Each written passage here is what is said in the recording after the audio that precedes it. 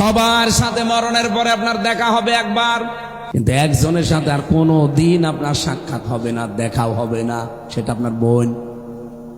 আমি আয়াতের তাফসীর পড়তে গিয়ে দেখেছি বোনের সাথে যেহেতু কোনোদিন আর দেখা হবে না, এজন্য আমরা যারা জ্ঞানী মানুষ আছি দুনিয়ায় যাদের বোন আছে বোনের হক ফাঁকি দেবেন না।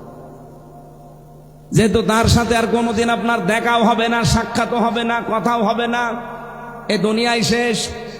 কিন্তু বহু মানুষ আমরা দেখি এই পৃথিবীতে বোনের সম্পদ আত্মসাৎ করে মেরে খায়। কেউ কারো না, পৃথিবীতে যত মানুষ আপনার আত্মীয় স্বজন যত রকমের আছে, পৃথিবীর জমিন শেষ করার পরে সবার সাথে একদিন দেখা হবে, কিন্তু কেউ আপনার পরিচয় দেবে না। প্রথমে আমি পেয়েছি ভাইয়ের নাম, মায়ের নাম, বাবার নাম, স্ত্রীর নাম, সন্তানের নাম, বন্ধুর নাম, এরপরে নেতা যারা নেত্রী আছে এদের নাম। এই মানুষগুলো কিয়ামতের দিন আপনার সাথে দেখা হবে, কিন্তু কেউ আপনার পরিচয় দেবে না, দেখলেই দৌড় দেবে। কিন্তু একজনের সাথে আর কোনো দিন এই দুনিয়ার জমিন শেষ করার পরে আর দেখা হবে না, তিনি হচ্ছেন আপনার বোন। কি বললাম, কথা বুঝতেছেন? সবার সাথে মরণের পরে আপনার দেখা হবে একবার, কিন্তু পরিচয় দেবে না সে, কারণ সম্পর্ক মরণের পরে সব কাট হয়ে যায়।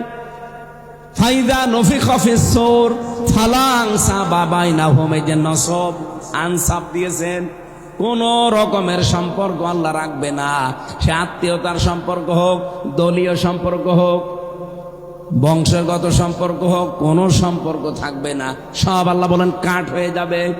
ইয়াউমাইযি ওয়ালা ইয়াতাসালুন, এমনকি কেউ আপনার সম্পর্কে জিজ্ঞাসাও করবে না যে হামজা কেমন আছো।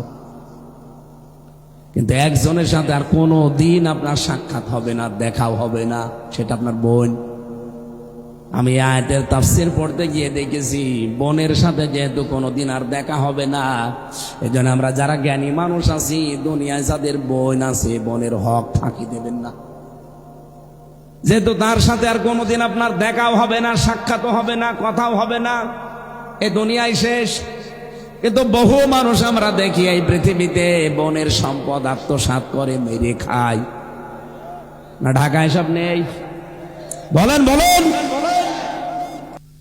ও ঢাকাবাসী, আমার এই ব্রেনের ভেতরে বাস্তবতা আমি যা ঢুকিয়েছি দেখেন, এই দেশে কোনো ভাই আমার যতটুকু বিশ্বাস সে জীবনে ওই আয়াত শোনার পরে আর চাইবে না যে আমার বোনকে আমি ফাঁকি দেই।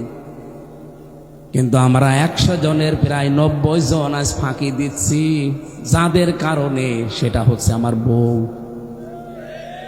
আমার বউর কারণে আমার বোনকে আমি ফাঁকি দিচ্ছি, তার অধিকার নষ্ট করছি। আমি জানি মেয়ে লোক এই কথা শুনলে এখনই বরদোয়া করবে যে হুজুর মরুক, মরবো। আমি মরবো তাও বলবো, কারণ এটা বাস্তব আছে কিনা বলেন। হাজারো বোর কারণে তার ভাইরা 100 ভাগ বোনের হক আদায় করতে আজ পারছি না।